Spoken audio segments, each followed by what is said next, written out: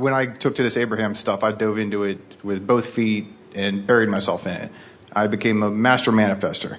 Now it's more of a problem of demanifesting the crap I already manifested. I mean, it's insane. Well, if we can go into some of the success stories, I think it'd be fun for some of the people that maybe haven't been doing this so long. Like when I first started, I thought, it'd be fun. You know, I was single at the time, and so was my best friend and my ex-wife, and we were like, this is interesting. This law of attraction stuff. Let's try it. So we made a list of what we wanted and looked at it every day and all that. And within 2 weeks, all three of us had found a perfect mate. We're all still with them 3 years later. I mean, and then we started thinking, wow, this is really interesting. And I always love the success stories. That's why I like to share them a little bit. That was some of my favorite things about the Abraham material, was reading, your Esther and Jerry's stories, and then the people that would sit in the chair. And I remember one guy sat in a chair, and he was telling his success story that he said, I want to get checks in the mail. To me, that sounded like the stupidest thing in the world. Why would somebody mail you a check for no reason? And he said it worked for him. And I was like, okay, you know what? I have no resistance to that. That sounds like fun. So, okay, whatever. Within a couple of weeks, I get a check in the mail for $3.60. Some class action lawsuit that I did not know I was a part of. I'm like, okay, this is fun. All right. So then a couple of weeks later, I get a check for $360 in the mail. Some refund from some power company where I lived like 10 years ago. Okay, this is fun. So then a couple of weeks later, I get a check for $3,600 in the mail from eBay. Another class action lawsuit thing. I'm like, okay, this is cool. Then I'm waiting for my $36,000 check. And what happened instead was I had an inspiration to start buying condos. And so I bought a bunch of cheap condos and made a lot more than $36,000. Actually, I did want to brag a little bit. As of about 2 weeks ago, I'm a millionaire. One of my goals. It's all law of attraction. And it's just being loose with it, just having fun with it. It's just one thing after the other. And so that stuff, I feel like I got nailed. It's a blast. I mean, everything from when my dad died, I had no resistance to it. He told me he died. I was in Florida. He was in Louisiana. I woke up, and he's standing next to me in my bed, about as far away as you are now. He looked about 30 years younger. He looked great. And I just said, I looked at him, and he was really excited to see me. And I said, this is the last time I'm going to see you, isn't it? And he said, yeah. And I gave him a big hug, said goodbye, and I had my daughter with me at the time. I said, Grandpa Joe died. And she's like, how do you know? I'm like, I just saw him. Told my girlfriend, I knew. And then I didn't hear about it until like 8 hours later. We had no idea that he was close to dying, and found out later he died. And I see him now more than I saw him when he was alive. And it's always pleasant. And I recognize that you're never going to see somebody that's dead if you're in the midst of sorrow or grief or anything like that. I only saw him when I was in a good, happy mood.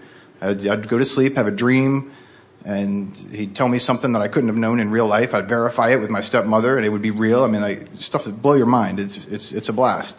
I'm having so much fun with this stuff. But it leaves me time to think about the things like I was talking about, like non-duality and the relationship between consciousness and source, and consciousness and all that is. And it seems like you can break reality down to the trio of perceiver, perception, the perceived, and I don't understand where source and non-physical fits into that. It seems like there's nothing else. There's a perception. There appears to be a centralized focus right here in me, centralized out behind my eyeballs, and then out there is all of you that I can't even prove really exist. I mean, other than the fact that I perceive you. And I don't understand how non-physical fits into that I amness, the one consciousness that appears. There are a number of things that you've touched on that we want to elaborate on more. And the first is we want to talk about this demanifestation that you were talking about, because you'll reach just briefly, you'll reach the place that, first of all, we're not trying to talk any of you out of any of the things that you want to manifest. Manifestation is a wonderful thing. It is the furthest edge of this vibrational alignment that you are accomplishing. And it is evidence of alignment, evidence of things wanted and unwanted. And so it's a wonderful tool in helping you to tune yourself. But the whole purpose of tuning yourself is for the emotional feeling that it brings you. In other words, the ultimate manifestation is control of the way you feel. And so these things that are coming to you are all nuggets. It's old news. It's old thought.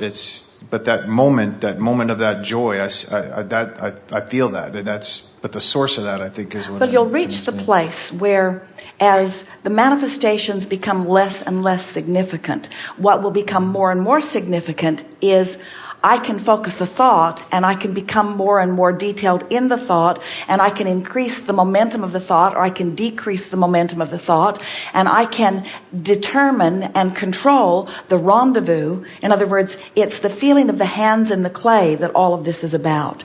And manifestations are a wonderful part of it. But you're right. In time, the manifestations become less and less important.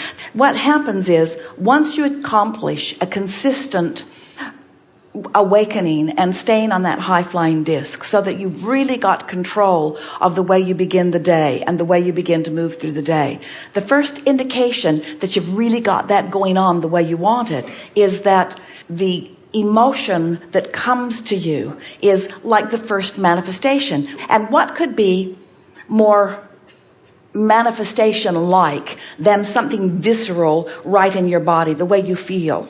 And so that's the first thing that comes. Now, of course, the feeling comes in response to the thought. So to be really accurate, we have to say to you, the thought which accomplished the alignment came first. But once you've got that going on, then the emotions that follow are your next awareness of manifestation. The next thing that happens is steady streams of thought begin to flood into your mind from your past, from future experiences even. You begin to rendezvous with your own good ideas. And along with that comes sensations of clarity. Now, clarity feels more like a thinking experience, and yet clarity really is an emotional experience. It feels so good to be clear-minded. And when you juxtaposition it with the feeling of confusion, that's when you really feel that clarity of knowing what to do. Esther's been describing her greatest discomfort recently has been her own split energy, not being able to decide what to do about something. That's a really uncomfortable place to be.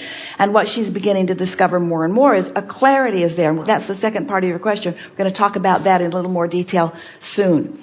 So here is this first order of business, which is emotion, to let you know you're in alignment. And then thoughts begin coming. But then the next thing, the animals begin to interact with you in a more emphatic way. And then humans begin to interact with you in a more emphatic way. Things begin to manifest in your experience, like cars in your garage and so forth. But the first signs of your alignment really, after a while, become the ones that you're reaching for most. Because as you come to know, there are a limit to how many things you want to carry around and keep clean and insure. And it is not why I had to manifest a desire to have more desires. I ran out of things to want. There's no ending to how that continues to unfold. Once you get on this roll of things, you'll begin to find yourself just salivating over pondering something that you've never pondered in this way before.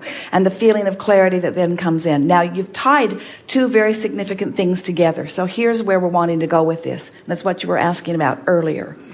So you were source energy before you came into this body, and blah, blah, blah. You all know that. You've heard it from us so many times. You know what you don't want. You know what you do want. And you are launching these rockets of desire. And as you launch those rockets of desire, this non-physical part of you expands.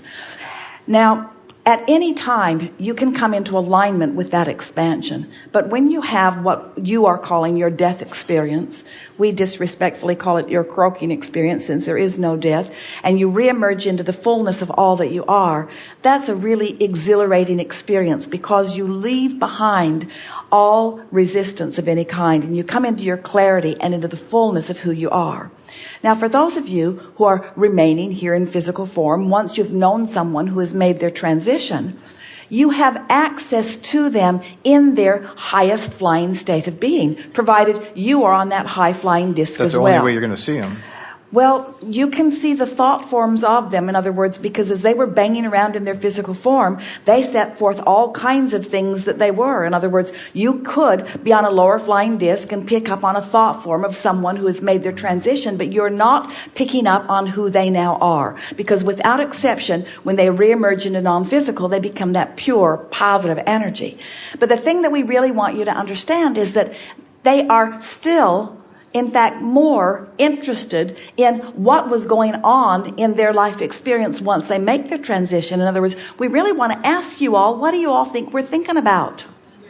That's the point about the non-duality If you are the question. leading edge of thought, and you are, and your life experience is causing you to be on the front edge of expansion, and you keep asking for more things that have never been asked for before, and we ride the rocket of what you're asking for, doesn't it seem logical to you that we would have some interest in the manifestation, the realization, the demonstration that comes forth to you? We're in on all of that. And so a large amount of the clarity that you are all coming to is because of the momentum that we have garnered from the momentum that we are as cooperative components to the things that you care about.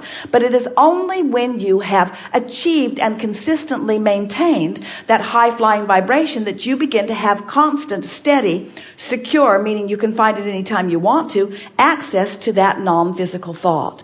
That is what's going on with Esther as she is receiving Abraham. In other words, she's been tuned in for so long. She's been practicing the vibration of us. Many of you have too. And so she can instantaneously bring herself in as short a time as she stands there. Depends on how much chattering she's done with you beforehand, but she can bring herself into vibrational alignment with that which we are, so that she literally becomes the furthest most extension of the knowing that we hold. And what's interesting to us is what you are all focusing about, you see.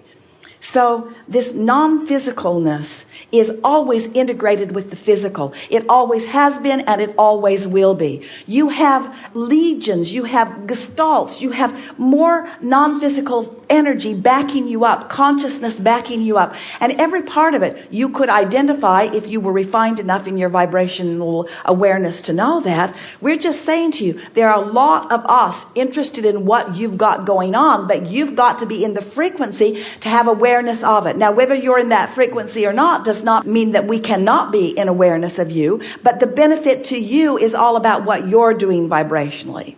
It's a really wonderful thing when you are able to open your eyes and actually witness someone who's made their transition and is in that high-flying place, presenting a block of thought to you that you were able to interpret vibrationally and visually. That's a wonderful thing. But that was, at least it seemed to me, that was a separate focal point of consciousness. I think that's where I'm having a hard time delineating between, like, when you say like a consciousness gestalt versus a non-physical versus well, go back to your physical. subject. Think about focus. You offered some very good words in the beginning here about perception and perceiver and all of that. So what you are perceiving is what's tuning or toning your vibrational frequency. And you can't perceive anything outside. In other words, it's really sort of a fruitless conversation for you to be discussing anything that is not your perception. Because no matter how many words we offer, we cannot bring you to any real clarity. It's your perception. So everything that we do, in all the books we write, in all the conversations we have, it's all about helping you to find a way to tune yourself vibrationally so that you can then have that perception. That's what's beginning to happen to Esther, because now that Jerry has made his transition, she is so interested in what he thinks and how he feels about the different things that she's involved in. And what she is discovering is that her ability to interact, as you said, with him is even greater now than it was before, because for two reasons. One is because of his transition, she has tuned herself more powerfully than she ever did before. Her desire to interact with him and understand what he is understanding is keener. And so she spent much more time focus wheeling, much more time reaching for the high-flying disc. She cares very much about being on that high-flying disc. We said to you earlier that you have 17 seconds before law of attraction brings another thought. And so if Esther finds herself on a thought that is not one that she wants to accentuate and add momentum to, she's catching herself early on and actually counting down 16, 15, 14. She said to a friend the other day, I have something to tell you and I only have 17 seconds to do it in. So listen up. In other words, she's really aware. She wants to maintain that frequency. And now that she's doing a better job of maintaining that frequency, she has more common, more chronic access to that broader perspective. The masters of your environment have always been about that. Napoleon Hill, in his book Think and Grow Rich, which is really worth reading again now that you are understanding vibration, was talking about the mastermind And Esther is beginning to discover that if she can get someone to dialogue with her, and they can stay on this high-flying disc, which means they stay mostly in generalities, not talking about any details of life experience, but mostly in generalities. What happens is, as they stay there for a little while, both of them become tuned to one another's mind. It's like another mind that they've tapped into is now thinking with them, and the satisfying feeling of thinking with that broader perspective. You have never been individuals. You just thought that you were. And the reason that you thought that you were is because so many people were trying to control you because they needed your compliance with what they thought was a good way for you to live so that they can feel good, that they set forth all kinds of rules and laws. And in the process of doing that, and in your process of trying to please them and align with what they wanted rather than tune to your high frequency, you lost your connection in many cases. And so most people are sort of just banging around, mere shadows of the consciousness that you really are. But when you begin tuning to the consciousness that you really are, you begin discovering that you've never been singular, ever, ever, ever, ever, ever. And anytime you felt alone or lonely or lost or confused, it was only because you pinched yourself off from the frequency of the mastermind. Not a mind that is masterfully trying to control you, but this consciousness that knows all things. And when you tune into that, you know what road to take. You know where to put your foot down. You know how to uplift this person when you open your mouth. You know what route to take in a place that you don't even really understand. You find impulses within you that are just pleasurable, pleasurable, pleasurable. You can never have an unhappy journey to a happy destination. If you're having a miserable time along the way, when you get to wherever you're going, it's going to be miserable when you get there. That's a sign, you see. But when you're feeling good, when it's fun, when you're clear-minded, when you're feeling frisky, when you want to go, when you're just full of yourself, tuned in, tapped in, turned on, when you feel like that, that's when you know you've managed to find that frequency, and now that broader perspective is helping you out. Jerry and Esther live in San Antonio. Jerry lived there. Now he's everywhere. A few years ago, they were out in the part of the city where they are living in a little place known as Bernie. And they went to the post office and they couldn't get in. The roads were flooded. The Cibolo Creek had overrun its banks. It had been raining, and they hightailed it home because the roads were becoming more and more flooded. And they stayed on enough high ground until they got to high ground where they live. And they called a friend of theirs who lives in San Antonio. They have 1,000 acres. They have cattle and machinery and all kinds of farm equipment in San Antonio. And they said the Cibolo is outside of its banks. It's just flooding the post office in Bernie. And their friend said, thank you very much. And they were able to open some gates and move some cattle and get some equipment out of some fields. And they called back a few hours later as the Cibolo overran their pastures. And they said, it's so nice to have a friend upstream. And we want you to understand the friend that you've got in that high-flying place, who knows everything that you are and all that you want and what the path of least resistance to help you get from where you want to be to where it is. And we want you to understand that the path of least resistance isn't the shortest path. It's the most joyful path. It's the most interesting path. It's the most fun path. It's the path. But by definition, because that's what you're created to tune into. I mean, and it might not be the same for me as someone else. I guess what you're saying is that the emotions that you feel that give you that feeling are your connection to non-physical. And does that also mean that non-physical has its basis in emotion? Well, and that's why you are that's able to a nice way to say that, because we don't speak words, we offer vibration, and vibration of alignment really does produce emotion, and that's why that which is source is, by your standards, the emotion of love. But few humans have the capacity yet, because you haven't practiced it consistently enough. And consistent is the word that we want to keep introducing here, because momentum equals consistency, and focus equals momentum equals consistency equals state of being. That's the word of the day, isn't and it? so momentum. But you must focus yourself into that momentum, and the way you feel is the way you know how you're focused. So often it's interesting. You'll be in a conversation and someone will say something that will trigger something in your mind. And so they're talking about a city or an experience or a place. And so often you engage on that level. But when you begin tuning to your frequency, caring about how you feel, paying attention to what you do and what you think, paying attention to the people that you even think about, Esther's finding herself selectively sifting everything about past experience because there are minefields everywhere. In other words, there are things that she can think about that will take her off her high-flying disc immediately. And 17, 16, 15, 14, 13, she's counting herself down from that, not wanting to lose her momentum. And so as you begin really caring about how you feel, and you can accomplish that in this environment with all of this majesty around you, with all of this beauty around you, with all of this high-flying energy around you, this is really a good opportunity for you to tune yourself to the frequency of who you really are. In the beginning, as we began playing with you years ago, we said to you that meditation is the way to tune yourself or to make yourself aware of your tuning, because when you quiet your mind, you stop thought, and when you stop thought, you stop resistance, and when you stop resistance, your vibration just naturally rises. And so as your vibration is rising,